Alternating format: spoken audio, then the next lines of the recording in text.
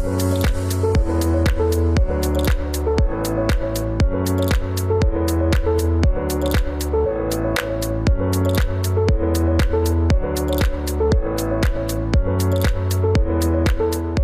bienvenue dans ce webinaire sur la qualité de l'air intérieur dans les lieux d'accueil des jeunes enfants. Donc, nous allons présenter une série de bonnes pratiques qui concernent la préservation de la qualité de l'air intérieur et nous allons d'abord commencer par introduire la nouvelle réglementation sur la qualité de l'air intérieur qui a été diffusée en 2023. Alors, je suis Pascale Delisle, je suis chef de projet en santé environnementale à la PHP, à la direction de la stratégie de la transformation, et je fais partie du groupe de travail en santé environnementale de la PHP.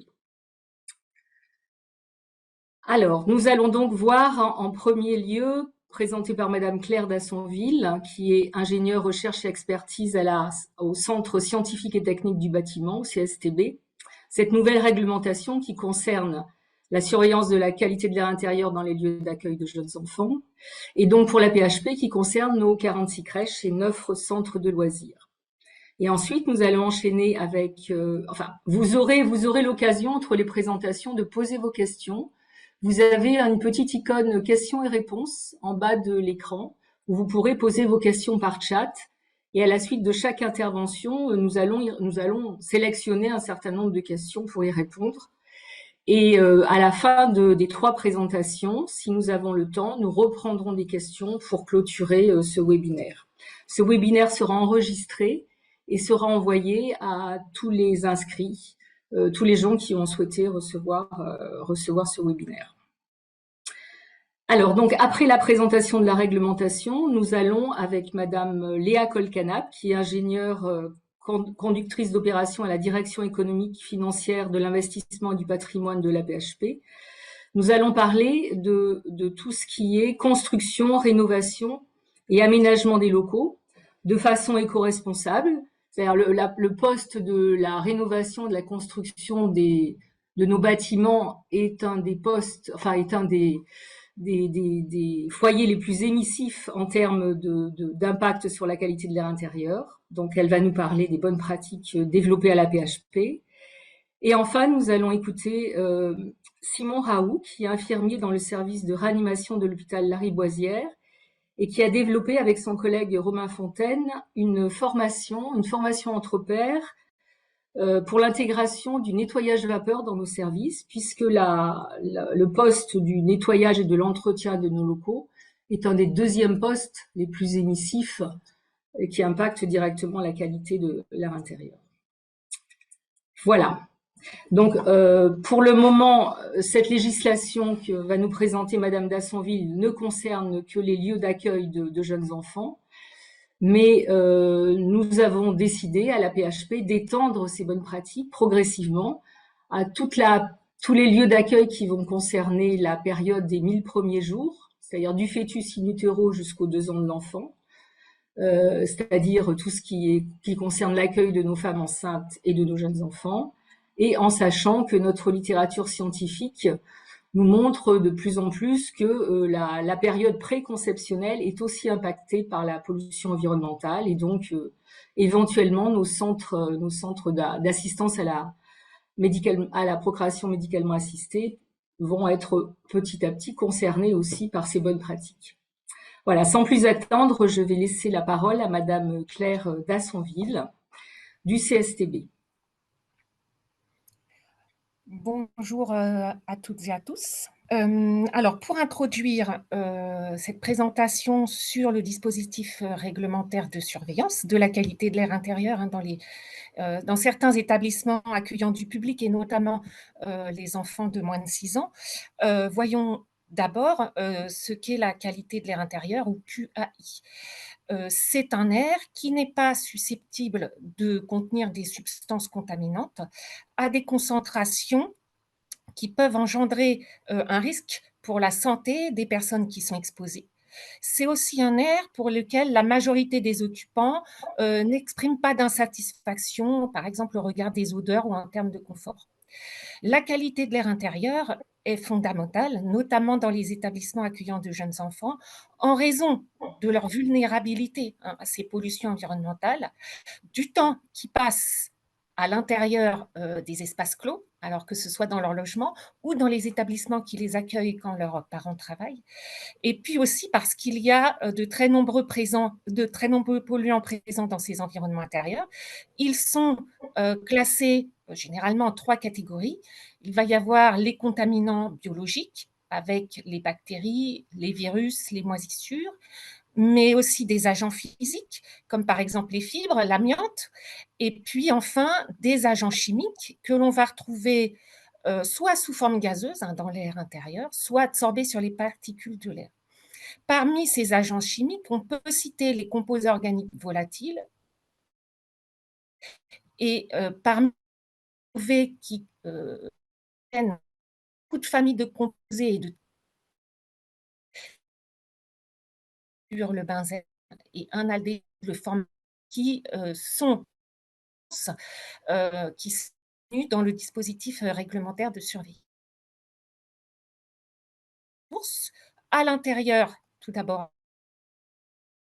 les matériaux de construction, les produits de décoration, mais aussi le mobilier, notamment tout ce qui est panneaux dérivés du bois.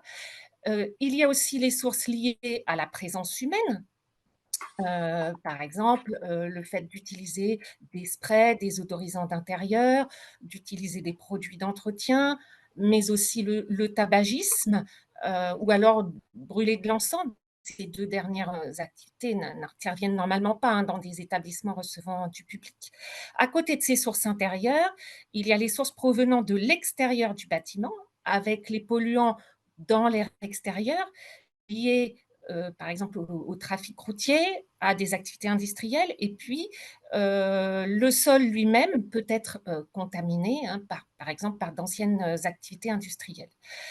Ces émissions, ces sources de pollution sont influencées par des paramètres climatiques, notamment la température de l'air et l'humidité de l'air. On sait que l'humidité augmente fortement les émissions, par exemple par les matériaux de construction, produits de décoration. Et puis, ces sources d'émissions sont aussi influencées par le renouvellement de l'air. Ce renouvellement de l'air est essentiel puisqu'il va permettre d'évacuer l'air chargé d'humidité et de pollution vers l'extérieur du bâtiment et d'apporter de l'air neuf. Ce renouvellement de l'air a 3 contributeurs: la présence d'un système de ventilation dans le bâtiment, l'aération par ouverture des fenêtres et enfin toutes les fuites d'air parasites de l'enveloppe du bâtiment. Donc c'est vrai qu'on voit que si dans des bâtiments étanches, il y a moins de fuites d'air parasites, donc les 2 contributeurs au renouvellement de l'air sont le système de ventilation et ou l'aération par ouverture des fenêtres. On voit aussi que pour améliorer l'air intérieur, les leviers actionnés sont la maîtrise et puis la maîtrise du renouvellement de l'air. Donc dans ce contexte, 2010, la loi Grenelle II, ou portant engagement national pour l'environnement, a rendu obligatoire la surveillance de la qualité de l'air intérieur dans certains établissements recevant du dans le environnement 4, et puis sur la base du retour d'expérience, alors du dispositif déjà mis en place entre 2015 et 2022, et puis aussi de la crise sanitaire liée au Covid, ce dispositif a été révisé. Le nouveau est entré en vigueur au 1er janvier 2023. Il repose sur 5 textes réglementaires en date du 27 décembre 2022, 2 décrets et 3 arrêtés, notamment le décret 1689 qui va fixer les évolutions du dispositif, notamment les 4 étapes qui constituent maintenant ce dispositif, à savoir une évaluation des moyens d'aération avec une lecture directe de la concentration en dioxyde de carbone dans l'air intérieur, qui est à faire annuellement, un autodiagnostic de la qualité de l'air intérieur, la réalisation de campagnes de mesures à chaque étape clé de la vie du bâtiment. Nous reverrons ce que sont ces étapes clés. Et enfin, la mise en place d'un plan d'action qui a pour objectif une amélioration continue de la qualité de l'air intérieur. Quel est le calendrier et les établissements concernés? Au 1er janvier 2023, les établissements concernés sont, entre autres, les établissements d'accueil collectif d'enfants de moins de 6 ans, mais aussi les accueils de loisirs, seront concernés au 1er janvier 2025 des établissements sociaux et médico-sociaux et des structures de soins de longue durée rattachées aux établissements de santé. Au niveau du calendrier, la première étape, c'est-à-dire l'évaluation annuelle des moyens d'aération, devra être réalisée au plus tard au 31 décembre 2024. L'autodiagnostic et le plan d'action devront être faits au plus tard au 31 décembre 2026 et les campagnes de mesure de polluants à chaque étape clé de la vie du bâtiment. Quelles sont les pièces soumises à la réglementation? Ce sont pour les établissements d'accueil de jeunes enfants, les salles d'activité ou de vie, les pièces de repos, les dortoirs, mais aussi les salles de restauration et les espaces sportifs sont aussi concernés s'ils sont dans l'enceinte de l'établissement. En revanche, sont exclus tous les locaux à pollution spécifique au sens du Code du travail, les locaux techniques, les espaces servant aux circulations, les cuisines, les sanitaires, les bureaux et les logements de fonction. Ces pièces soumises à la réglementation sont aussi appelées pièces éligibles à la réglementation. Donc, nous allons détailler maintenant les 4 étapes pour vous aider et vous accompagner dans la mise en place, dans la réalisation de cette surveillance réglementaire. 2 organismes, le Centre d'études de recherche sur les risques, l'environnement, la mobilité et l'aménagement, le CEREMA, et le Centre scientifique et technique du bâtiment, CSTB, ont élaboré et mis en ligne des documents, des guides, des ressources. Et donc, sur chaque écran, vous verrez en bas d'écran le lien vers ces ressources. Alors, la première étape, c'est l'évaluation des moyens d'aération ainsi que la mesure à lecture de la concentration en dioxyde de carbone. Donc, l'évaluation des moyens d'aération est à réaliser annuellement. Première chose. Elle a pour objectif de s'assurer qu'il est possible de renouveler l'air dans l'établissement. Elle est faite sur un échantillon de pièces éligibles soumises à la réglementation et comprend 2 axes. Le premier est un contrôle des ouvrants donnant sur l'extérieur, à savoir les fenêtres, les portes. Il faut s'assurer que ces dispositifs sont accessibles et manœuvrables. Max, un exemple des dispositifs de ventilation et ce dispositif, par exemple les entrées, les bouches hydrauliques, les grilles d'aération. Il faut s'assurer en état de fonction que l'air dans le bon sens. Cette évaluation peut être réalisée en interne par les services techniques ou par un organisme externe compétent. Elle est maintenant complétée dans le nouveau dispositif par une mesure à lecture directe de la concentration en dioxyde de carbone. Le dioxyde de carbone est émis dans les établissements qui reçoivent de public en l'absence de source de combustion, majoritairement par les personnes présentes et par leur respiration. Cette mesure à lecture directe de la concentration en CO2 est vraiment un outil qui va servir à vérifier et améliorer en temps réel les conditions de renouvellement de l'air intérieur. Au regard des 2 seuils recommandés par le Haut Conseil de santé publique en 2022, qui sont 800 ppm et 1500 ppm. C'est un outil de sensibilisation des occupants des pièces. Il faut voir vraiment cela comme un thermomètre de l'aération des pièces. Cette mesure est faite sur un échantillon de pièces soumises à la réglementation. sur une durée de 2 heures au minimum, avec un relevé des concentrations en dioxyde de carbone toutes les 20 à 30 minutes environ. Elles doivent être faites par des appareils de mesure du dioxyde de carbone, des capteurs, qui vont mesurer ces concentrations en continu. Et ces dispositifs doivent respecter certaines spécifications métrologiques qui sont précisées à la fois dans l'arrêté relatif à la mesure à lecture directe de cette concentration et dans le guide de surveillance du confinement de l'air du CSTB. Ces mesures sont aussi réalisées par les personnes en charge de l'évaluation annuelle des moyens d'aération, mais bien sûr en impliquant les occupants des pièces, puisque ce sont eux qui pourront agir à court terme, presque immédiatement, par exemple en ouvrant les fenêtres, pour améliorer le renouvellement de l'air. La deuxième étape de ce dispositif est un autodiagnostic. Il a pour objectif de faire un état des lieux au travers des facteurs qui vont avoir une influence sur la qualité de l'air intérieur, au travers de l'identification des sources d'émissions de pollution et de faire un état de la ventilation et de l'aération par ouverture des fenêtres.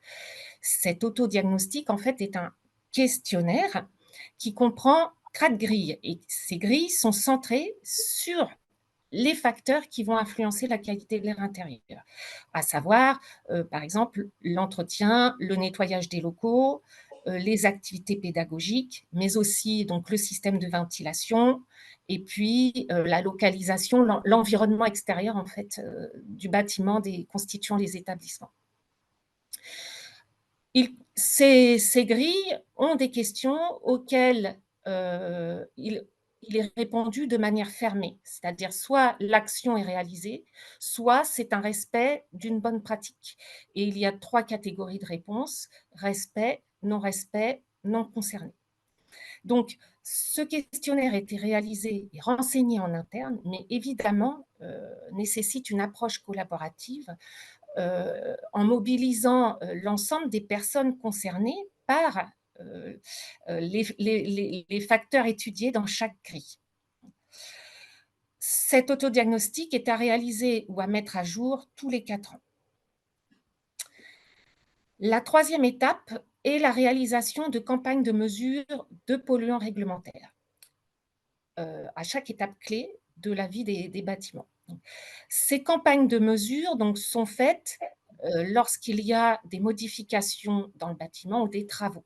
Cela permet d'avoir des données quantifiables sur l'influence de ces travaux sur la qualité de l'air. Alors, on va parler d'étapes clés.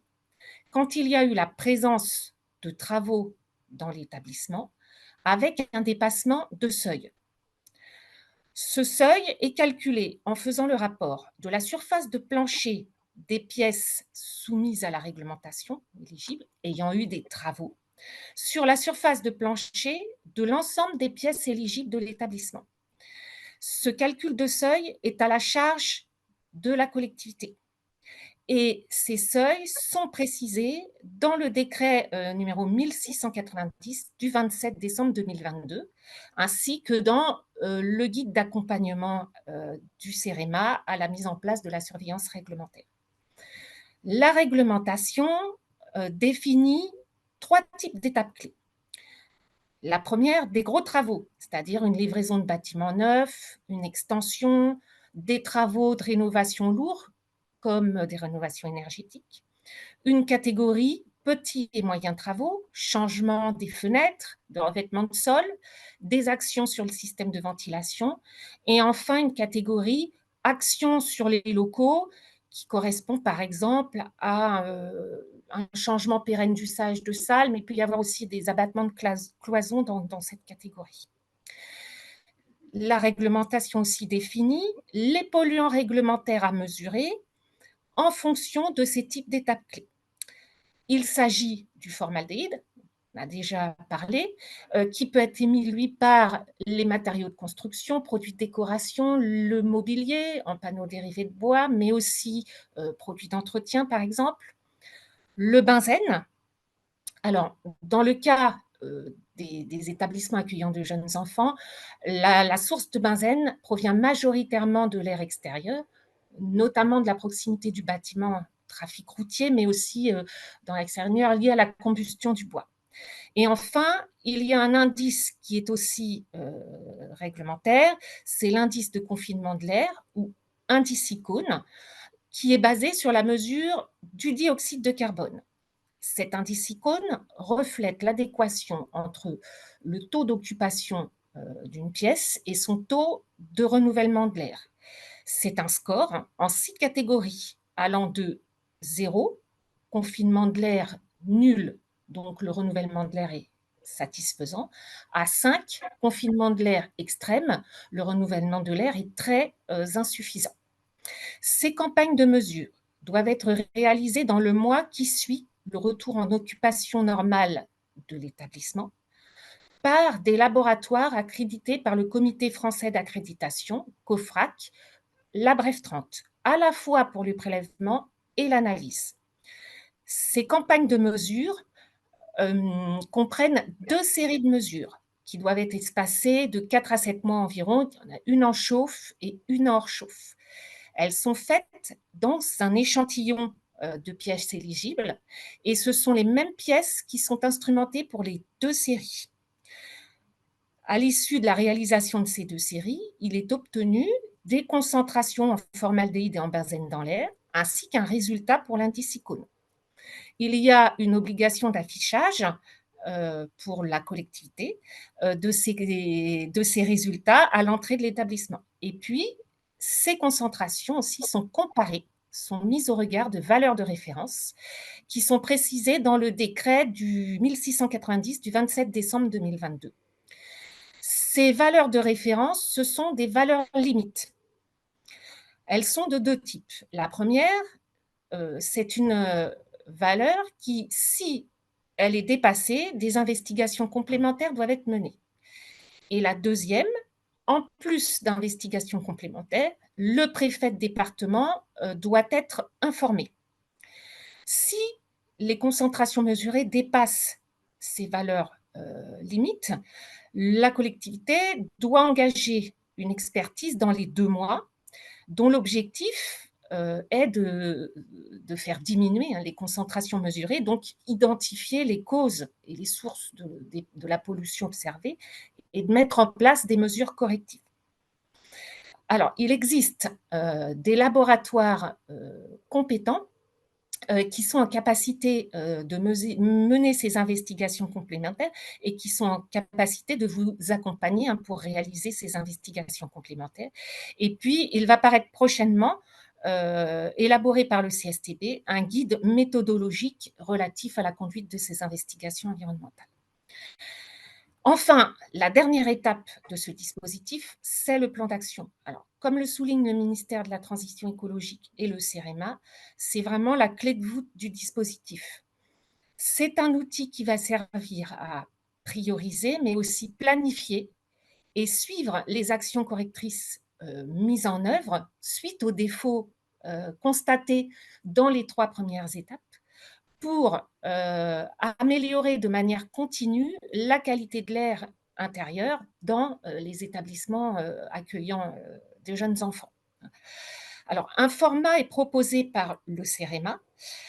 Il précise aussi que ce plan d'action doit avoir des objectifs atteignables et mesurables à différents délais, court terme, moyen terme, long terme. Une fois que ce plan d'action est mis en place ou mis à jour, il doit être affiché à l'entrée de l'établissement par la collectivité. Et il doit être réalisé au plus tard dans les 4 ans à partir du 1er janvier 2023, ce qui correspond au 31 décembre 2026. Voilà.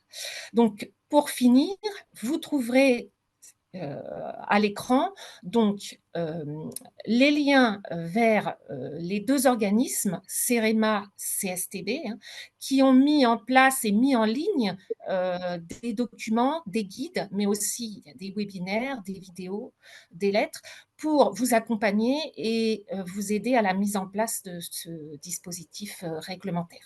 Voilà, je vous remercie de votre attention. Merci beaucoup. Merci beaucoup, Madame Dassonville. Alors, donc en question, donc vous avez évoqué au début que cette législation va progressivement s'étendre à d'autres services, à des établissements sociaux et médico-sociaux de long séjour, hein, c'est ce que vous nous avez dit. Ça, c'est Oui, prévu pour 2025, hein. oui, tout à fait. Alors, le ministère de la Transition écologique est en train de travailler justement sur la mise en place de ce dispositif, notamment voilà, les établissements concernés et puis aussi toutes les pièces qui seront soumises à la réglementation, à savoir quels polluants seront mesurés. Il est peut-être probable que le dispositif soit légèrement différent de celui que je vous ai présenté là pour les établissements d'accueil de jeunes enfants. Il avait été question de l'étendre aux services de soins qui accueillent de jeunes enfants et des femmes enceintes, mais pour le moment, là, il n'y a pas de date, il n'y a pas de, enfin, ça Alors, n'a pas été évoqué précisément lors de la. Alors, bon, non, moi, je n'ai pas, pour le moment, non, je n'ai pas cette information. Ce sont vraiment les établissements qui vont accueillir des enfants handicapés, des adultes handicapés, les EHPAD, et puis les unités de soins de longue durée, mais rattachées à des établissements de santé. Voilà. Pour l'instant, voilà, cette information-là. Alors, autre question, les documents remplis lors de l'évaluation des moyens d'aération, étape 1 et l'étape 2 de l'autodiagnostic, sont à rendre à quelle personne? Qui est en charge de vérifier que cela a été fait? Quelles sont les sanctions? Alors, évidemment, c'est une très bonne question. L'évaluation des moyens d'aération, je ne l'ai pas précisé. Il doit être aussi, une fois qu'il a été fait ou mis à jour, donc tous les ans, il doit être affiché à l'entrée de l'établissement. Il y a un format d'affichage qui est proposé dans le guide d'accompagnement du CEREMA. Donc, vous avez trouvé le lien, voilà, vous Sur pouvez la voir documentation. ma diapo ici, voilà, ici. Alors, il n'y a pas vraiment de contrôle à mon sens. Cependant, si le propriétaire, l'exploitant ne le réalise pas, il est susceptible d'avoir une amende de 5e catégorie, il me semble. Il me semble. Voilà. Bah, c'est au niveau ce serait au niveau d'une démarche préfectorale, j'imagine qu'il y a. Certainement, certainement, oui.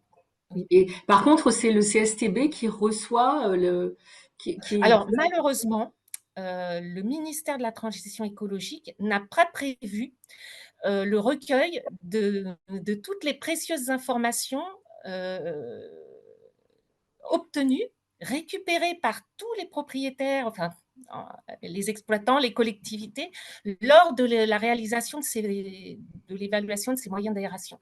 On aurait une mine de données, mais le CSTB ne recueille que les données issues des campagnes de mesure.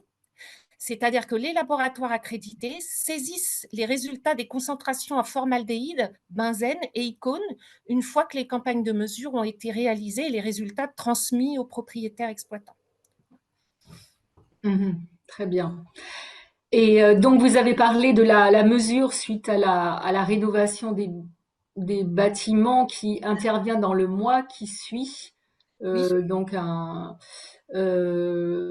Donc la question est, oui, on attend un mois. On attend un mois avant le temps que la pièce, en fait, ça correspond au fait que l'évacuation des polluants volatiles se fait naturellement et au bout d'un mois.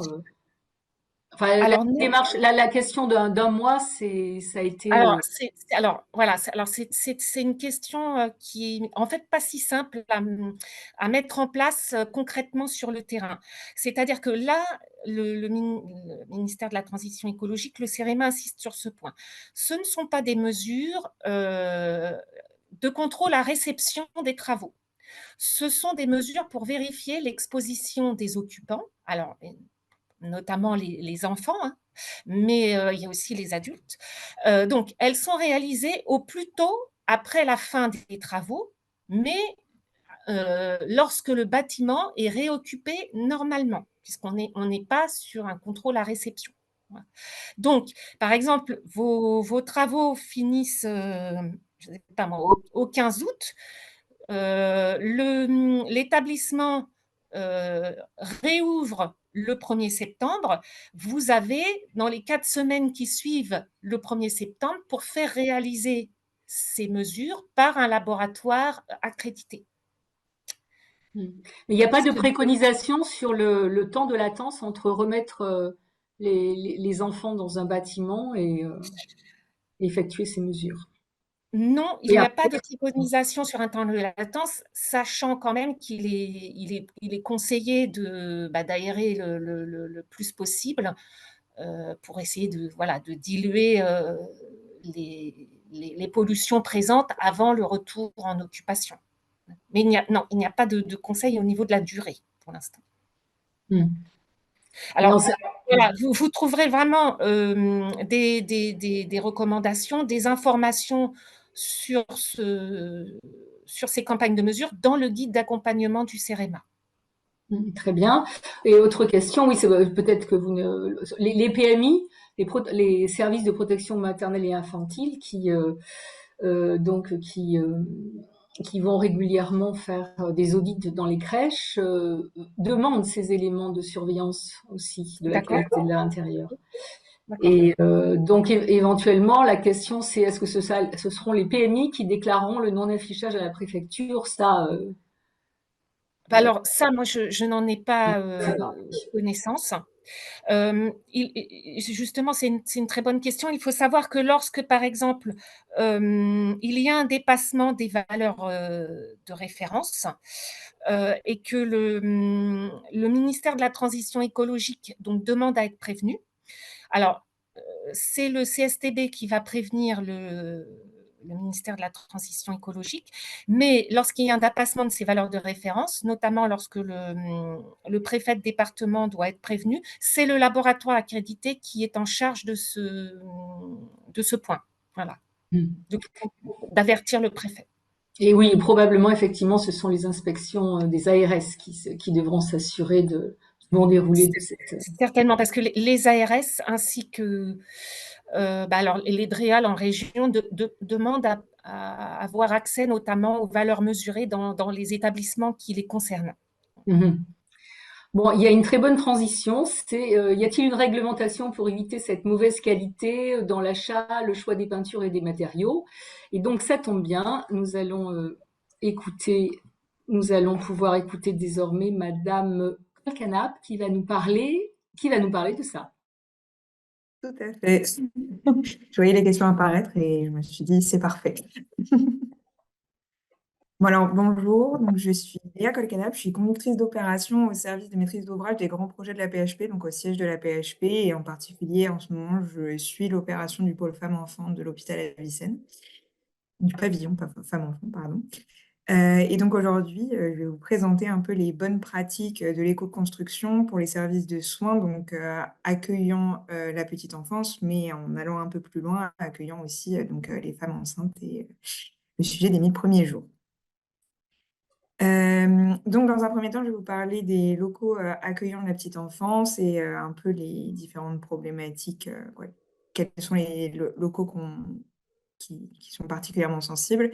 Donc d'abord, ils ont été présentés précédemment, on pense aux crèches, aux garderies, jardins d'enfants, centres de loisirs, qui sont donc des locaux qui vont être encadrés par cette nouvelle réglementation et qui vont pouvoir donc être surveillés de manière assez poussée et donc permettre une bonne mise en place autour de la santé des enfants.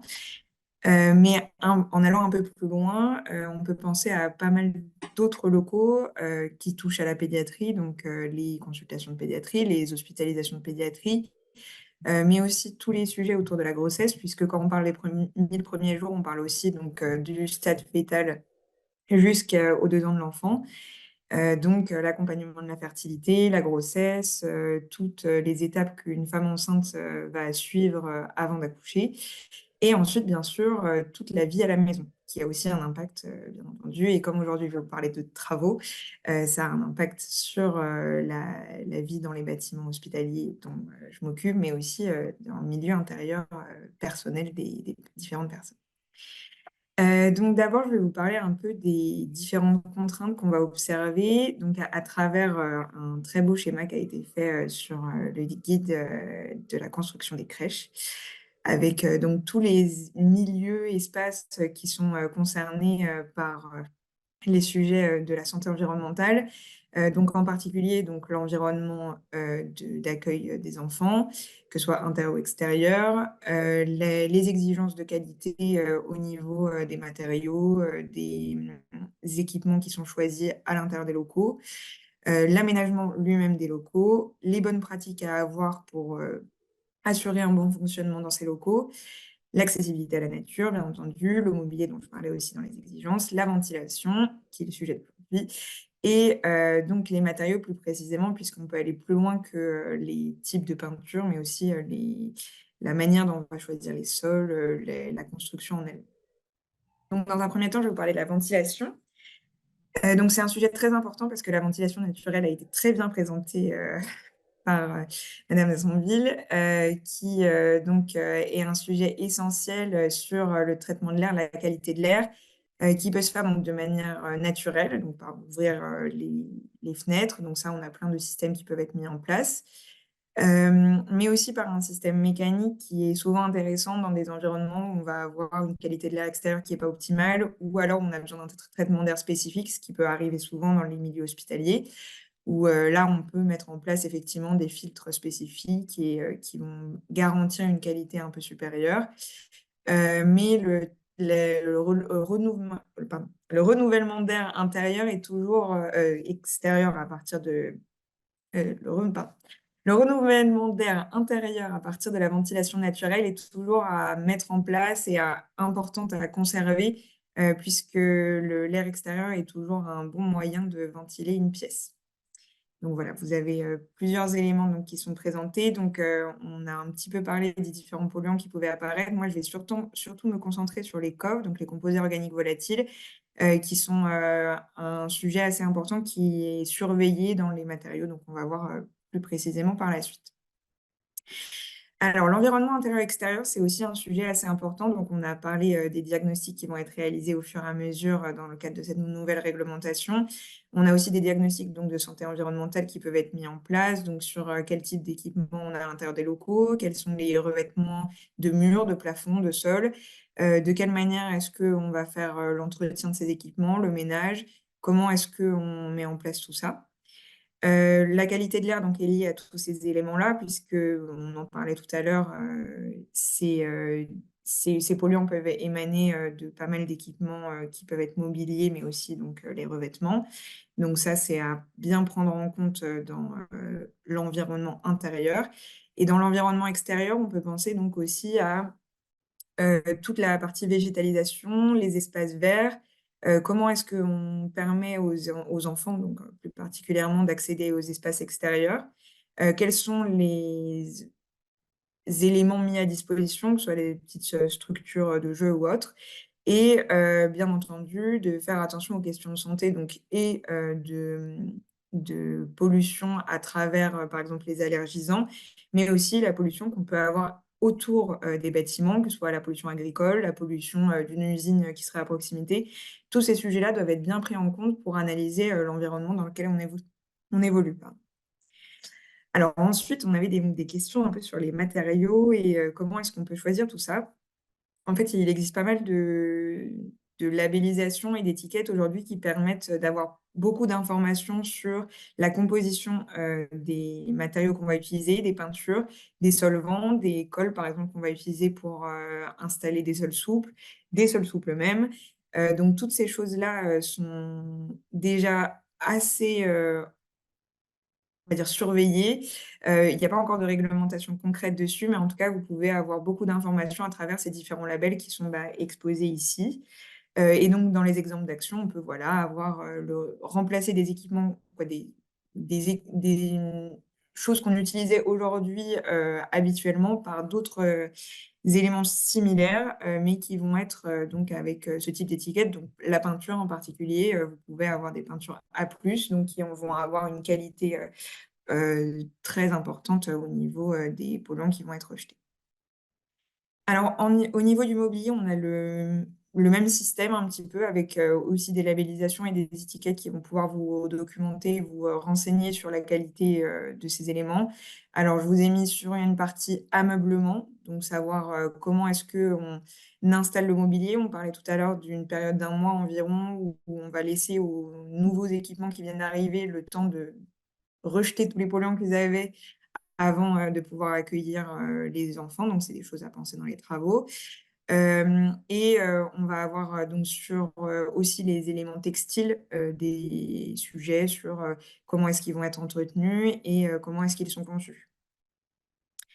Et donc, par exemple, ici, on peut penser au nettoyage vapeur qui peut remplacer l'utilisation de produits qui peuvent être nocifs parce que composés d'énormément d'éléments chimiques nocifs et qui va permettre donc de faire un nettoyage de toutes les surfaces sans utiliser de produits supplémentaires à part l'eau et la température de l'eau. Et ça vous sera présenté ultérieurement. Maintenant, j'aimerais vous parler, maintenant on a fait un peu un état des lieux de tous les éléments auxquels il faut faire attention, de comment est-ce que ça peut être mis en place dans le cadre de travaux. Puisque donc moi, c'est ma spécialité, comment est-ce qu'on va construire un bâtiment en prenant en compte tous ces éléments-là. Et donc, je vais vous parler des différentes phases dans lesquelles on peut avoir un impact sur ces sujets. D'une part, dans la partie programmation du projet. Donc, la programmation, c'est le moment où on va aller chercher le besoin, le comprendre et le mettre sur le papier pour pouvoir le comprendre et l'évaluer. Ensuite, la partie où on va communiquer avec les entreprises pour savoir quelles sont les entreprises qui vont participer au projet, de quelle manière, comment le projet va se concevoir concrètement à partir de la programmation. Ensuite, on va avoir les échanges avec les utilisateurs et les utilisatrices. Donc, de quelle manière est-ce que les choses vont évoluer dans les pratiques et autres. Ensuite, il y a la phase construction qui est extrêmement importante puisque c'est le moment où on va devoir surveiller tout ce qui se passe. Et enfin, le déménagement effectif et la suite de la vie du bâtiment une fois qu'il est livré. Donc, je vous parlais de la programmation, c'est vraiment l'étape un peu clé pour lancer un projet dans ces démarches-là, puisque c'est le moment où on va déjà pouvoir identifier tous les sujets sensibles. Donc, les polluants, le dimensionnement des locaux par rapport à l'activité qu'on veut avoir à l'intérieur, la manière dont on veut entretenir ces locaux, s'il y a des nouvelles prestations à mettre en place. Par exemple, on veut utiliser de la vaisselle réutilisable. Comment est-ce que c'est mis en place? Est-ce que ça peut être mis en place? C'est aussi le moment où on peut penser à toutes les étapes de la construction. Donc, comment est-ce qu'on va, si on construit du neuf ou si on fait de la rénovation, comment est-ce qu'on va limiter l'impact sur la santé des utilisateurs? Donc, comment est-ce que, justement, parler des 28 jours qui permettent de faire dégazer les meubles un peu de tous leurs polluants, comment est-ce que ça, on va l'intégrer aux travaux pour que la livraison soit effective et qu'on puisse vraiment rentrer dans les locaux et commencer une activité immédiatement? Et bien sûr, c'est le moment où on va penser à se faire accompagner potentiellement d'assistants à maîtrise d'ouvrage qui sont spécialisés sur les sujets, en particulier sur les sujets de haute qualité environnementale et d'autres certifications et labellisations qui vont surveiller tous ces sujets. Ils vont aussi pouvoir suivre un peu le sujet des diagnostics du terrain parce que si on veut construire un nouveau bâtiment, on peut aussi se poser la question, on en parlait tout à l'heure, de la pollution du site, le site est déjà pollué, s'il faut le dépolluer ou pas, et de tout ce qui entoure ce site-là. Donc savoir si on est au bon endroit pour construire, si on peut construire là malgré une forte pollution et comment est-ce qu'on peut mettre en place une dépollution effective et concrète. Et donc toutes ces phases-là sont assez importantes dans le cadre de l'amont du projet. Ensuite, donc, on va avoir les contrats et les appels d'offres. Donc, c'est vraiment le moment où on va pouvoir imposer des choses parce qu'à travers les contrats, dans les pièces contractuelles, on va pouvoir rédiger des exigences au niveau, par exemple, on parlait des peintures, de dire toutes les peintures qui seront installées dans ce projet, qui seront mises en place dans ce projet, devront respecter l'étiquette A+, ce type de disposition. Et donc, on va pouvoir donc les inscrire dans le contrat, mais on peut aller encore plus loin en allant chercher, par exemple, des certifications. On va avoir un organisme extérieur qui va venir surveiller ce qui est fait, de quelle manière, il va faire tout en fait, une analyse et une évaluation de ce qui est fait dans le projet et de ce qui est concrètement livré à la fin. Donc ça, je vous en parlais tout à l'heure, la haute qualité environnementale, avec donc ce qui s'appelle HQE et qui a été mise à jour en 2023 avec l'atteinte du bâtiment durable. Donc c'est le petit tableau qui est en dessous. On a énormément de sujets qui sont pris en compte, autres que les mobiliers, équipements, peintures et autres polluants qui peuvent être mis en place dans un bâtiment, on pense à tout l'environnement extérieur et beaucoup de sujets de confort qui sont essentiels. Et aujourd'hui, tous les bâtiments qu'on construit à la PHP suivent cette certification. On peut aussi aller un peu plus loin avec d'autres certifications comme EFI-Nature qui pensent à la qualité environnementale et la conservation de la biodiversité du site, et aussi des labellisations comme Biodiversity, un peu similaires à EFI-Nature. C'est donc ce moment où on doit imposer ces atteintes, par exemple, de labellisation et certification, mais aussi tous les enjeux qu'on veut mettre en place. On parlait tout à l'heure du planning et de ce qu'on doit anticiper pour bien accueillir les enfants directement dans le bâtiment. Bah, c'est dans ces éléments-là qu'on peut l'écrire. Et donc l'imposer à l'entreprise qui devra s'y attacher en fait, tout au long du projet. Ensuite, à partir donc de ces contrats qu'on a fait, les entreprises, on va pouvoir commencer concrètement le travail, passer sur une phase étude, par exemple. Et c'est à un moment donné, on va devoir échanger avec les utilisateurs pour leur expliquer ce qui peut être mis en place à travers le bâtiment, mais aussi toutes les nouvelles organisations qu'ils doivent anticiper. Donc, de quelle manière est-ce qu'on peut mettre en place un nouveau tri des déchets en allant un peu plus loin? Là, on parlait de la restauration avec l'utilisation de vaisselle réutilisable. C'est aussi des équipes en plus, une nouvelle organisation par rapport à la vaisselle jetable, une activité différente donc.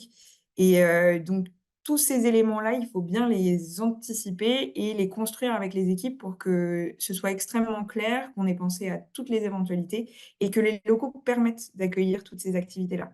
Par exemple, on peut penser dans le cadre des écomaternités à la mise en place d'espaces témoins qui permettent aux soignants d'expliquer aux parents comment gérer une maison, comment avec un enfant, donc comment faire le ménage, comment alimenter, comment habiller. Toutes ces choses-là, en fait, eh ben, on peut les expliquer dans le cadre de la maternité, donc de la suite de couches.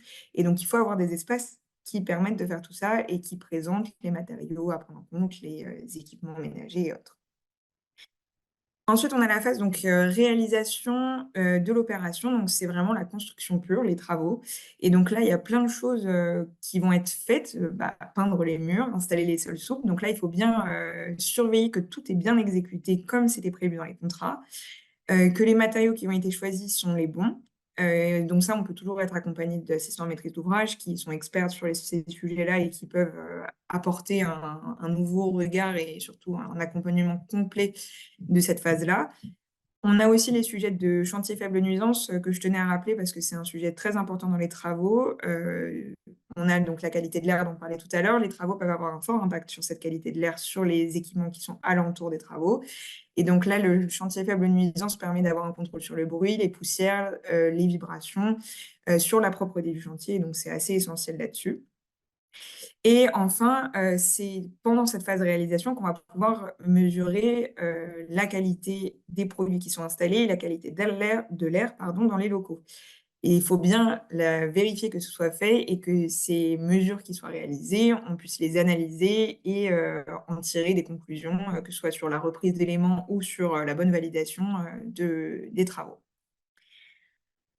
Enfin, on arrive sur la partie déménagement, donc qui est un sujet assez important parce que c'est l'occasion donc de commencer un peu à zéro parfois, de reprendre à zéro des organisations donc qui avaient été anticipées dans les phases qu'on a vues précédemment, mais là qui doivent être mis en place concrètement. Donc par exemple, avec les échanges qu'il y aura eu dans les phases précédentes, on peut avoir mis en place des formations, des nouvelles pratiques. Et donc là, le déménagement, c'est l'occasion de lancer toutes ces formations auprès de toutes les personnes qui vont intégrer le bâtiment. Donc par exemple, moi sur le pavillon femmes-enfants, on envisage de voir comment est-ce qu'on peut mettre en place des formations pour l'ensemble des soignants et du personnel médical et non médical du bâtiment, pour permettre que tout le monde sache nettoyer de manière donc raisonnée et réfléchie les équipements, de pouvoir ventiler de la bonne manière les locaux et ainsi de suite. Donc, c'est l'occasion à travers ces formations donc de mettre en place différents éléments, mais aussi de sensibiliser tous les occupants aux questions de santé environnementale qui sont essentielles aujourd'hui et qui doivent être aussi transmis aux parents qui vont circuler dans ces locaux-là et qui vont venir pour différents soins et qui peuvent apprendre et comprendre comment se vivre à la maison à travers tous ces sujets-là. Donc, vous avez quelques exemples d'actions avec justement comment est-ce qu'on peut modifier le type de savon qui vont être utilisés dans les suites de couches, la mise en place, par exemple, des mallettes vertes qui permettent mallettes vertes, qui permettent de donner des informations et des échantillons sur ce qui peut être mis en place à la maison. Donc, toutes ces choses-là sont importantes à mettre en place au fur et à mesure. Mais pour aller un peu plus loin, on a parlé là des services un peu de maternité et surtout de la petite enfance, mais en fait, on va beaucoup plus loin que ça, puisqu'en fait, sur un bâtiment qui va accueillir de la maternité, on va penser à tous les services qui vont être dans ce bâtiment. Donc j'en parlais précédemment, la PMA, la pédiatrie, tout l'accompagnement de la fertilité. Mais aussi plus loin, l'hôpital lui-même, puisqu'on a parlé de la restauration. Si on modifie le système de restauration au niveau de la maternité, pourquoi est-ce qu'on ne modifierait pas au niveau général de l'hôpital? Et comment est-ce que ce type de démarche peut entraîner des modifications beaucoup plus globales au niveau de l'organisation générale des hôpitaux? Et enfin, comment est-ce qu'on peut modifier les marchés à bon de commande, par exemple, donc avec l'achat des produits d'entretien, l'achat des différents équipements aussi immobiliers. Comment est-ce qu'on les choisit? Qui les choisit? Comment est-ce qu'on doit imposer des exigences et des informations qu'on demande aux entreprises et aux fabricants en fait, des équipements? Et toutes ces choses-là, en fait, c'est des éléments qui vont permettre d'arriver à une qualité de santé environnementale dans les bâtiments assez optimale et qui doivent se faire petit à petit et qui doivent être portés par tous les acteurs hospitaliers. Donc, je vous ai mis quelques petits outils avec donc les démarches de certification HQEBD, EFI-Nature, un peu de biodiversité pour plus d'informations. Le guide de construction et rénovation des crèches de l'ARS de Nouvelle-Aquitaine qui est extrêmement complet et extrêmement intéressant avec le rôle de tous les acteurs autour de la crèche, mais qui peut en fait s'étendre un peu plus loin que la crèche. Et enfin, la formation qui a été mise en place avec donc Madame Delille sur les risques environnementaux chez la femme enceinte et l'enfant dans les milieux hospitaliers. Donc voilà, merci beaucoup pour votre attention. J'espère que ça vous aura amené pas mal d'informations. Alors, merci beaucoup.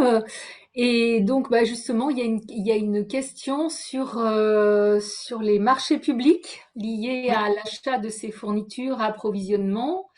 Donc, la question qui porte sur le fait que dans quelle proportion on peut favoriser des critères développement durable, santé environnementale dans les marchés publics et dans le choix du titulaire du marché. Alors, moi, ce que je peux répondre, c'est que dans le code des marchés publics, il y a la possibilité d'utiliser, de nommer explicitement les écolabels, la possibilité d'utiliser les écolabels, toujours en l'ouvrant à l'équivalence, parce qu'il y a de nombreux écolabels européens, ce que vous avez montré dans votre présentation.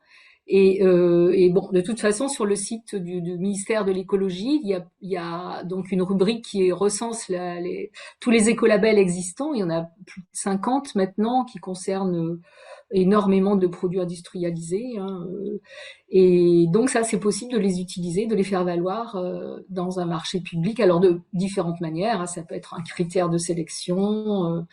Voilà, il y a Oui. différentes C'est possibilités. totalement possible, effectivement, et c'est ce dont je parlais dans la partie contrat. En fait, nous, on le fait en travaux, de demander voilà, des peintures A+, ou équivalent.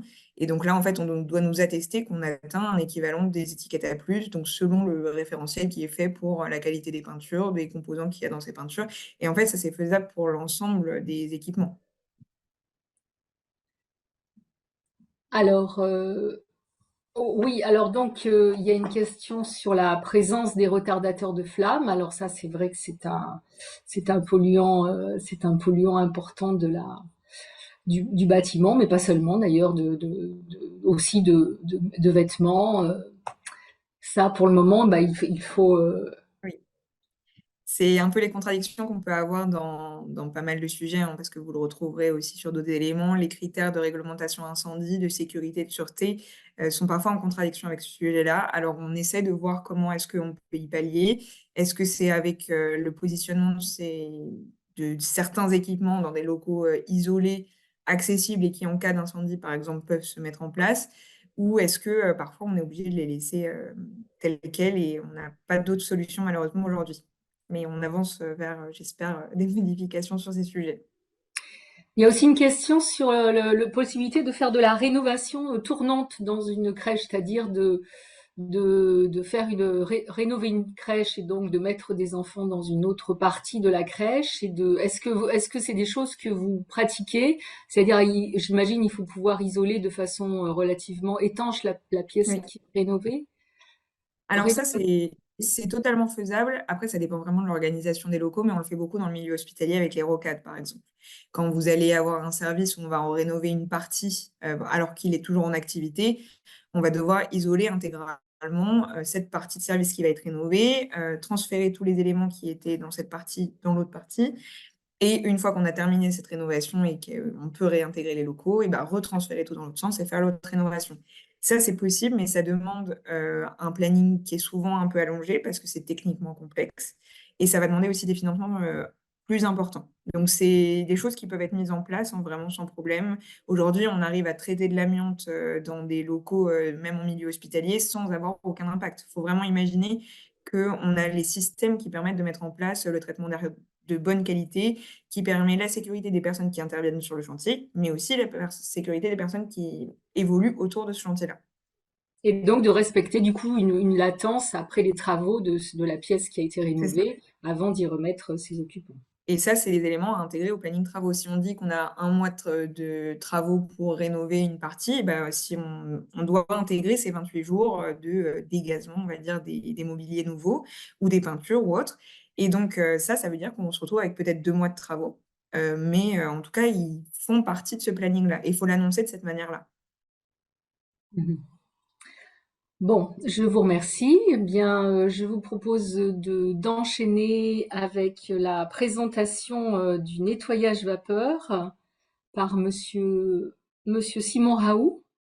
Donc, vous pouvez, et donc, si nous avons euh, du temps à la fin, nous reprendrons éventuellement. Si vous avez vu passer des questions auxquelles vous souhaitez répondre, d'ailleurs, pour les intervenants, hein, n'hésitez pas. Du coup, moi, je survole, on ne peut pas répondre à toutes les questions pour le moment. Donc, si vous voulez bien arrêter votre partage d'écran, Léa.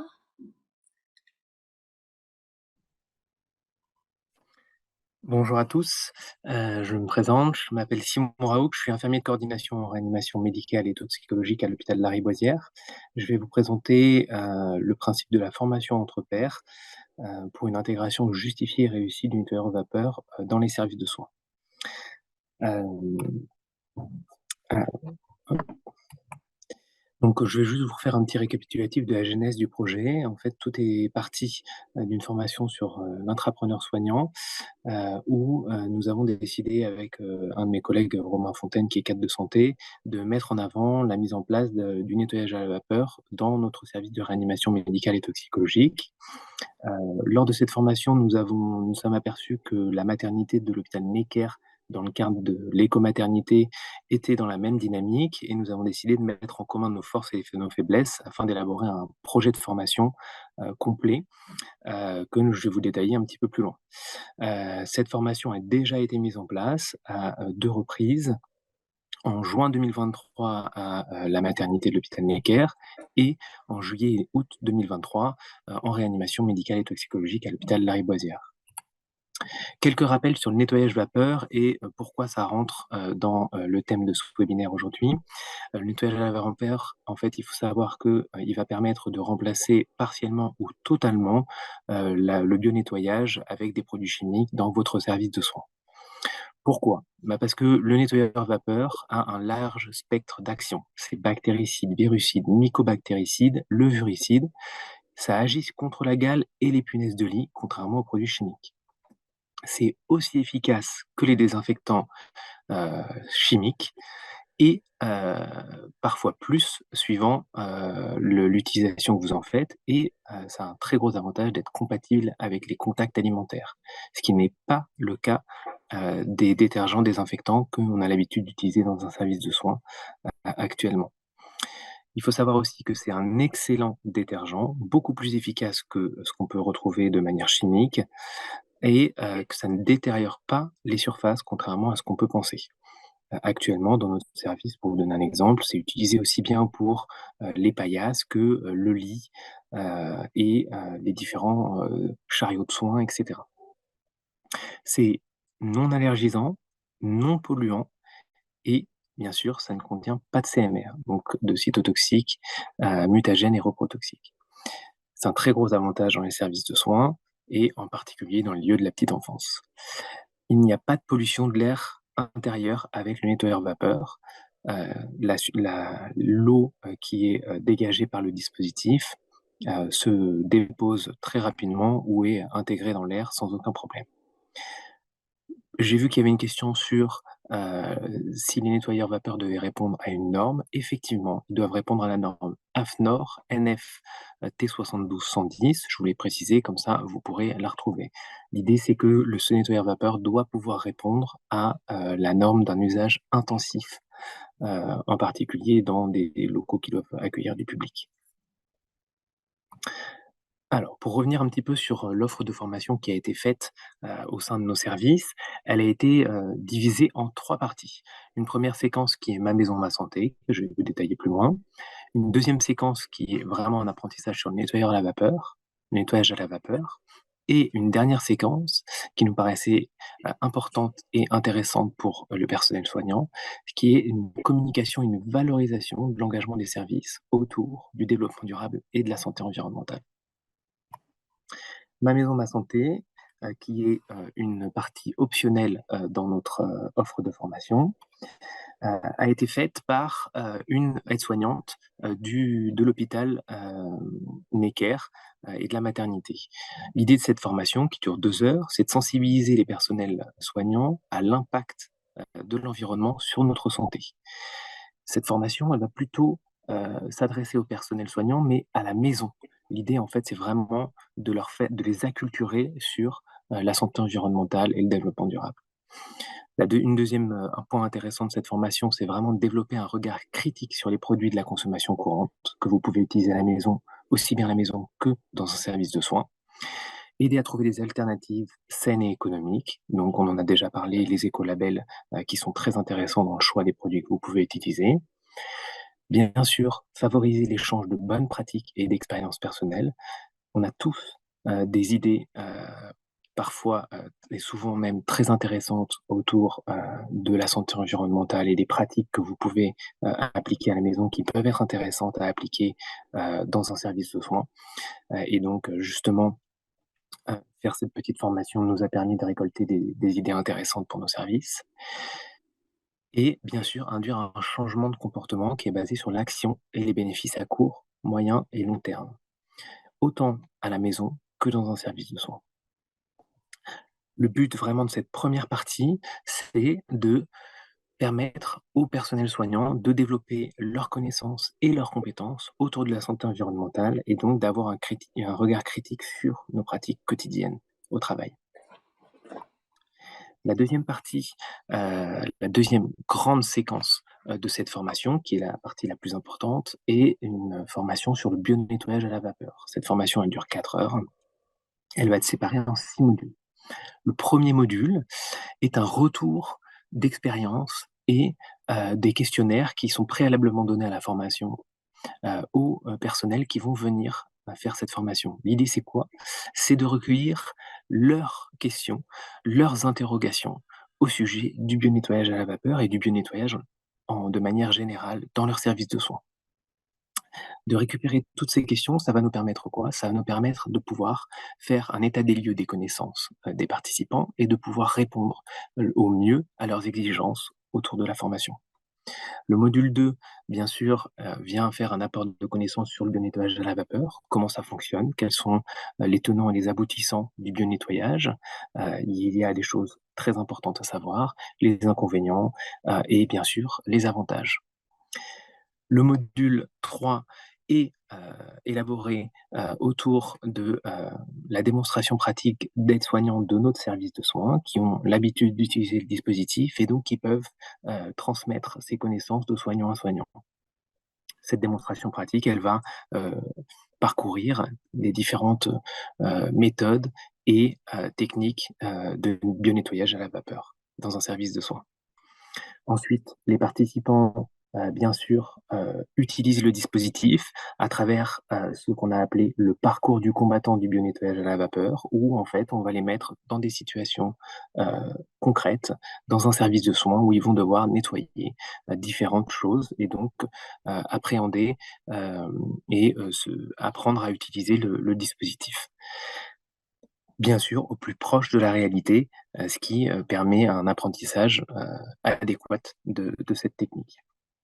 Un module 5 vise à la mise en place, porte sur la mise en place dans le service. L'idée de ce module, c'est d'apporter des connaissances et des réponses à différentes problématiques que les services de soins vont avoir ou peuvent avoir lorsqu'ils décident de mettre en place le bionettoyage à la vapeur, que ce soit sur l'entretien de la machine ou le bionettoyage au quotidien dans votre service de soins.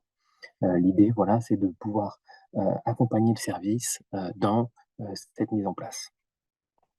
Enfin, le dernier module sert de module de reformulation pour vérifier que toutes les questions qu'avaient les participants ont bien été répondues et afin de conclure cette formation. Toute cette formation, elle est faite par moi-même ou Romain Fontaine, qui est cadre de santé, accompagné bien sûr d'aides-soignantes de nos services. Ça nous a paru extrêmement important d'élaborer cette formation autour de personnel soignant pour que on puisse répondre au mieux aux questions que vont avoir les participants qui vont bien sûr être des personnels soignants. Vraiment, c'est fondamental afin de pouvoir mettre en place ce genre de dispositif qui est un changement énorme dans les pratiques, mais qui peut se faire de manière très douce et sans aucun problème si elle est bien faite et si les choses sont réfléchies avant la mise en place. Dans notre formation, il y a une 3e séquence qui est la communication et la valorisation de l'engagement du service. Cette fois-ci aussi, elle est optionnelle, mais nous, on vous engage à le faire dans votre service et à utiliser cette séquence. Pourquoi? Parce qu'en fait, heu, il nous paraissait intéressant et voire même fondamental de faire participer les soignants autour de cette communication, afin de pouvoir montrer au public, aux patients que, heu, nous nous engagions dans ce processus qui est chronophage pour les équipes et que le développement durable, c'est l'affaire de tous. La santé environnementale, c'est l'affaire de tous et que, dans un service de réanimation qui est, vous allez me dire, très éloigné de ce que vous pouvez voir dans la toute petite enfance, eh ben, on peut retrouver des pratiques qui sont communes autour de la santé environnementale. Et c'est vrai que c'est des efforts au quotidien de nos équipes, autour de justement le bionettoyage à la vapeur, mais le tri des déchets, les différents dispositifs qu'on va utiliser et cetera. C'est des efforts de l'équipe et on trouve ça intéressant de le mettre en avant. Ça valorise les efforts qu'ils font et le travail qui est fait au quotidien dans les services et on a de très bons retours du grand public qui nous disent que nos efforts ne sont entre guillemets pas passés inaperçus puisque ils trouvent ça très intéressant et ils nous remercient régulièrement de faire des efforts dans ce sens-là.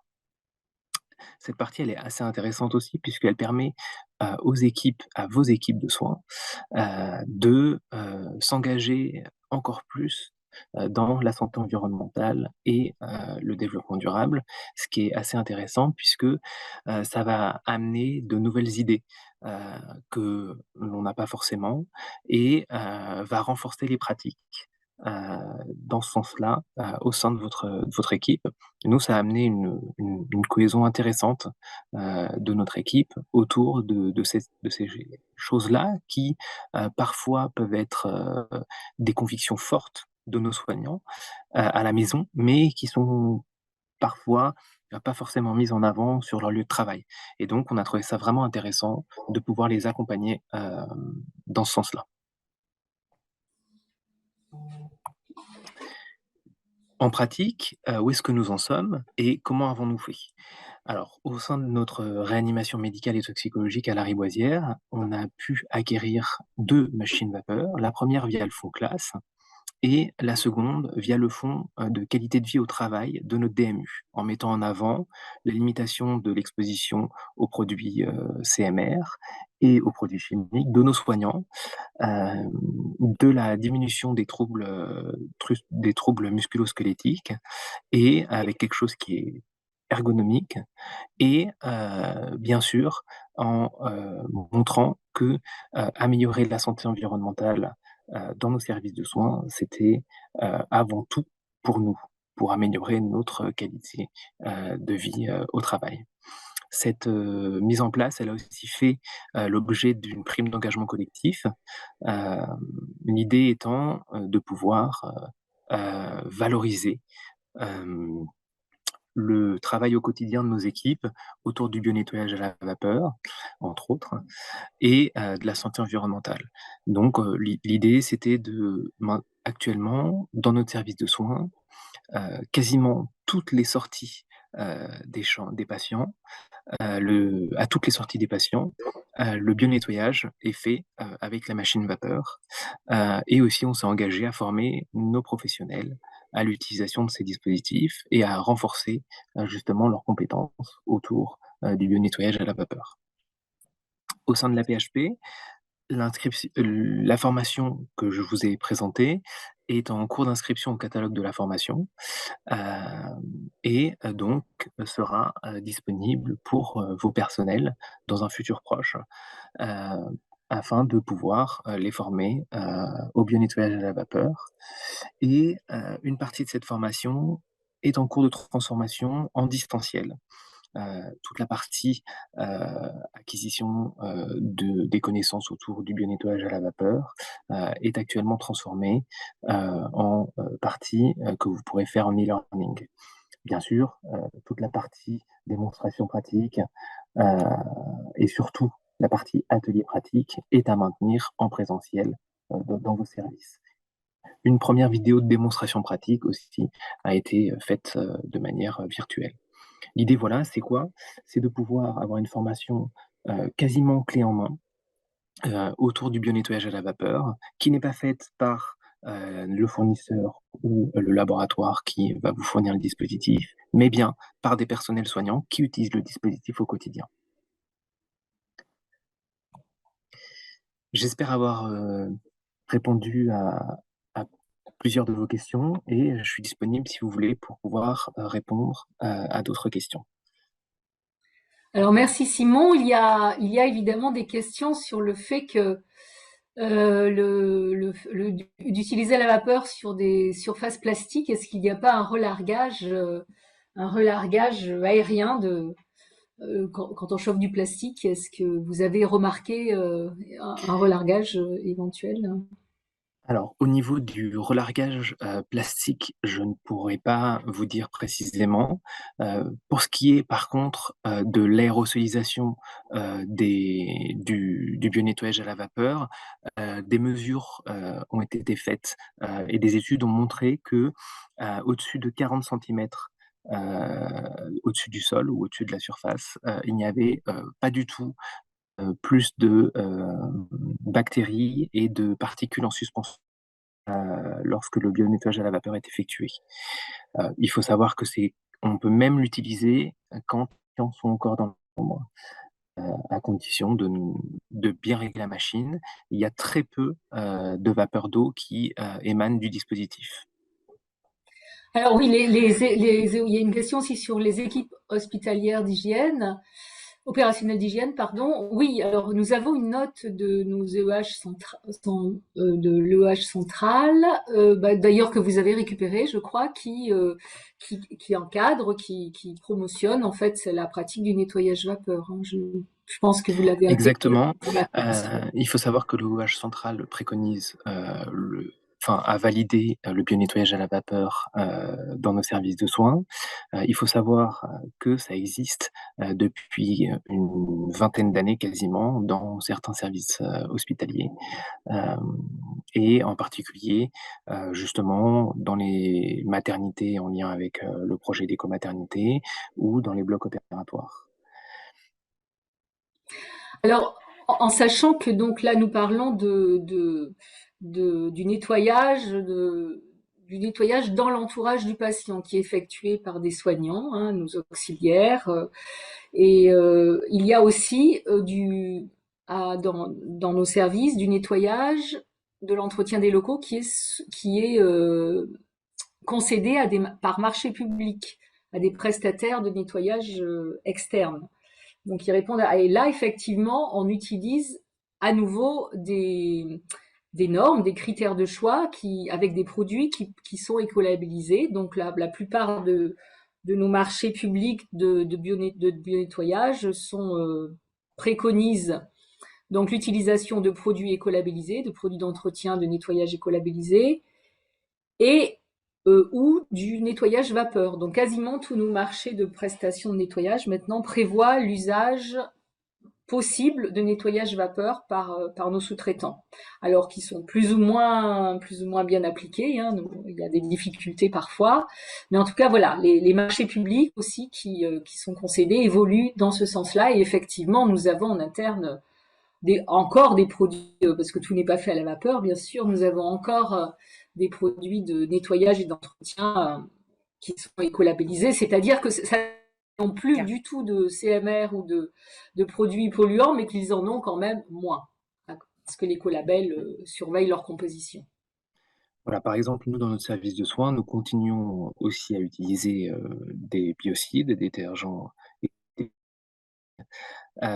mais de manière l'idée, ça va être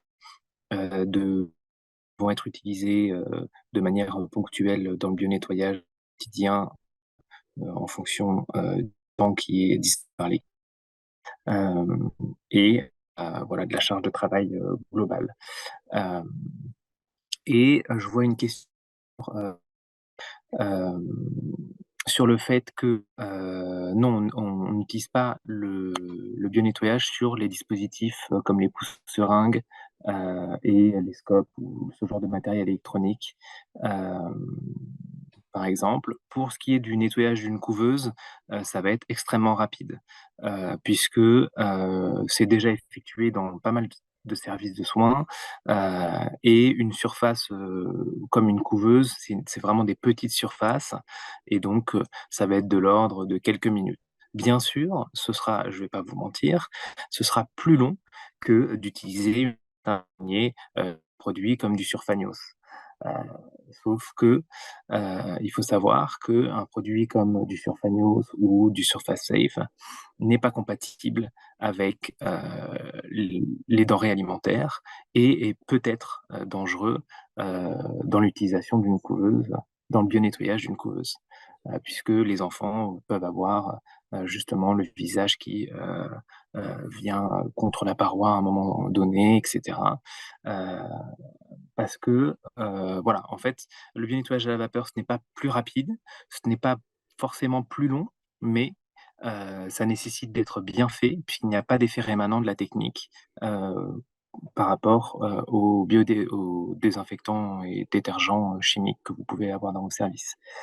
Pour ce qui est de Je vais répondre à la question qui a été, sur le fait que l'OOH, pouvait, ça pouvait être difficile de les manœuvrer. Heu Nous, on a eu effectivement des difficultés, où, on a fait valoir en fait le fait que, l'équipe centrale de la PHP avait validé cette technique et que, ils n'avaient pas forcément à remettre en question, heu, ce type de bio-nettoyage, simplement parce que, ils étaient ignorants. Hem, Ça nous a pris du temps. Et ils essayent parfois de remettre en question encore, cette technique, mais nous avons réussi à montrer que, le bio-nettoyage à la vapeur était supérieur au bio-nettoyage chimique dans le cadre, de désinfection de chambre BHRE. À partir de ce moment-là, c'est vrai que l'hygiène a, commencé à valoriser cette technique et à essayer de la mettre en avant. Merci Simon. Alors, je repasse. Si vous voyez des questions pour les autres intervenantes, hein, si vous voyez des questions auxquelles vous voulez répondre, il nous reste 5 minutes. Alors, éventuellement une question pour Madame Dassonville, si vous êtes toujours là. C'est pour la mesure de CO2 à faire par soi-même. Est-ce que Oui. le propriétaire ou l'utilisateur peut réaliser lui-même ces mesures de CO2? Alors j'imagine Ah avec oui, des oui. capteurs ad hoc, avec des capteurs achetés, homologués, j'imagine? Oui? Tout à fait, c'est même recommandé puisque ce sont les occupants des pièces qui pourront, à la lecture de la concentration en CO2, si cette concentration dépasse les seuils de 800 ou de 1500, agir de manière immédiate pour faire diminuer la concentration. Donc oui, cette mesure doit être faite en interne avec des dispositifs achetés par la collectivité. Mais j'attire votre attention sur les caractéristiques métrologiques précises de ces dispositifs qui sont précisées dans l'arrêté relative à cette mesure et dans le guide de surveillance du confinement de l'air du CSTB. Je vous conseille de lire d'abord ce document avant de vous engager dans l'achat de dispositifs si vous n'en avez pas. Et puis j'ai vu une question aussi sur l'archivage de ces mesures. C'est intéressant. Donc, il n'y a rien dans les textes réglementaires sur la durée de l'archivage, mais il faut savoir que cette mesure est effectuée sur un échantillon de pièces, pas réalisé. Si l'établissement a moins de 6 pièces, vous réaliserez systématiquement les mesures sur toutes les pièces, mais pour un établissement de plus de 6 pièces soumises à la réglementation, vous ne faites ça que sur un échantillon. Donc, je pense que chaque année, les pièces vont changer. Donc, au niveau de la durée de l'archivage, vous pouvez conserver déjà les mesures jusqu'à ce que vous refassiez des mesures dans cette pièce-là. Mais je dirais que le mieux est de les conserver le plus longtemps possible, si c'est possible pour vous. Mais donc ces appareils ne sont pas homologués, enfin, il n'y a pas de critères pour les choisir. Alors, les critères métrologiques sont précisés dans l'arrêté, dans le guide. Ce sont ces critères-là qu'il faut respecter. Après, voilà, vous allez avoir une gamme de choix de produits assez large. Vous pouvez alors, vous allez avoir aussi des critères. Vous pouvez avoir des dispositifs qui vont enregistrer les mesures de CO2, c'est-à-dire que vous allez pouvoir a posteriori récupérer un enregistrement avec un pas de temps régulier. Vous avez des appareils qui ne vont pas enregistrer, donc ceux-là seront forcément moins chers. Vous allez avoir des appareils qui vont, en plus de l'affichage, et donc il faut bien qu'il y ait un affichage de la concentration. Parce que si vous voulez mesurer récupérer la concentration, il faut qu'elle soit affichée. En plus de l'affichage, vous savez, vous allez avoir l'indicateur lumineux, vert, orange, rouge, qui vous indique en fonction des deux seuils, 800 et 1500 ppm, quand ouvrir la fenêtre et quand la refermer. Donc là, effectivement, si vous avez tous ces paramètres inclus dans le dispositif, ces dispositifs vont être un peu plus coûteux. Il y a un site qui est mis en ligne par Airparif, vous savez, l'association de surveillance de la qualité de l'air. Airparif organise annuellement, ou un peu moins, un challenge relatif à ces dispositifs de mesure de polluants, et notamment le dioxyde de carbone. Et sur ce site, vous pouvez avoir des informations en fonction des différents critères, notamment le prix, l'affichage, l'enregistrement, la fiabilité aussi de ces dispositifs. Donc, vous pouvez vous orienter sur ce site pour pouvoir faire un choix ou orienter aussi vos critères à mettre dans votre appel d'offres pour retenir ces dispositifs. Les prestataires qui fera les mesures, ou soit c'est l'achat de dispositifs en direct, soit c'est le choix du prestataire qui fera les mesures. Alors, c'est vrai que si c'est un prestataire, il est quand même recommandé de bien impliquer les personnes, les services techniques et puis les occupants des pièces. Parce que si c'est un prestataire, ce n'est pas lui qui ira ouvrir la fenêtre quand il aura besoin d'ouvrir la fenêtre. C'est vraiment l'occupant lui-même, l'adulte en charge. Oui, en sachant que le CO2, c'est juste une mesure de confinement, ça ne nous dit pas les polluants qui sont à l'œuvre dans les pièces. Non, sauf que ça nous dit si le renouvellement d'air permet ou non d'évacuer les pollutions et l'humidité présente. Voilà. Voilà. D'accord. Très bien, merci. Bon, il y a aussi des questions qui reviennent sur le temps de latence. Le temps de latence avant de remettre des occupants suite à des travaux dans une pièce. Alors là, donc, ça n'est pas prévu par la loi. La loi nous dit juste d'avoir un mois, enfin de faire des mesures dans le mois qui suit. Le retour en occupation de l'établissement. Voilà. Oui, et donc ça c'est quelque chose que nous pourrons travailler en interne avec nos ingénieurs travaux et de maintenance, peut-être notre centre antipoison aussi, par rapport à une préconisation en tout cas pour nos crèches et nos centres de loisirs suite aux travaux qu'ils vont devoir planifier. Donc ça peut se faire pour des travaux planifiés de longue date, très certainement. Après, je ne sais pas si vous avez des travaux qui sont planifiés de moins longue date. Donc là, moi, de mon point de vue, je ne me rends pas compte de la praticabilité est-ce que ça sera facile pour vous de réaliser ça dans le mois ou pas. C'est vrai qu'on commence à avoir des retours de laboratoire qui nous disent que certains propriétaires ont dépassé largement le mois pour réaliser ces mesures. Voilà. Ça ne semble pas si simple que ça à mettre en place en premier abord. Très bien, merci. Donc, nous avons atteint l'heure prévue pour clôturer ce webinaire.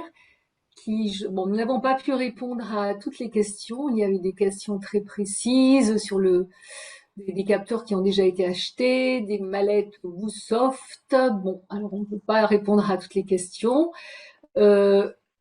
Éventuellement, donc, on pourrait peut-être faire une petite compile avec l'envoi de ce webinaire enregistré. Nous verrons si c'est faisable. En tout cas, je vous remercie pour votre participation. Et donc, d'ici l'été, les prochains webinaires prévus, donc, ils ne sont pas encore planifiés. Donc, nous aurons à nouveau un webinaire sur la santé respiratoire et la pollution et la santé respiratoire. Et donc, peut-être nous aurons l'occasion justement de reprendre une partie des questions sur lesquelles nous n'avons pas pu complètement répondre. Voilà. Si personne n'a rien à rajouter, nous pouvons conclure. Très bien, je remercie tous nos intervenants et puis je vous donne rendez-vous à une très, très prochaine fois. Donc, les prochains webinaires, c'est à peu près mensuel sur la santé environnementale à la PHP. Et donc, en avril, prochainement, nous vous communiquerons une nouvelle date. Merci beaucoup. Merci. Merci à vous. Au revoir. Au revoir.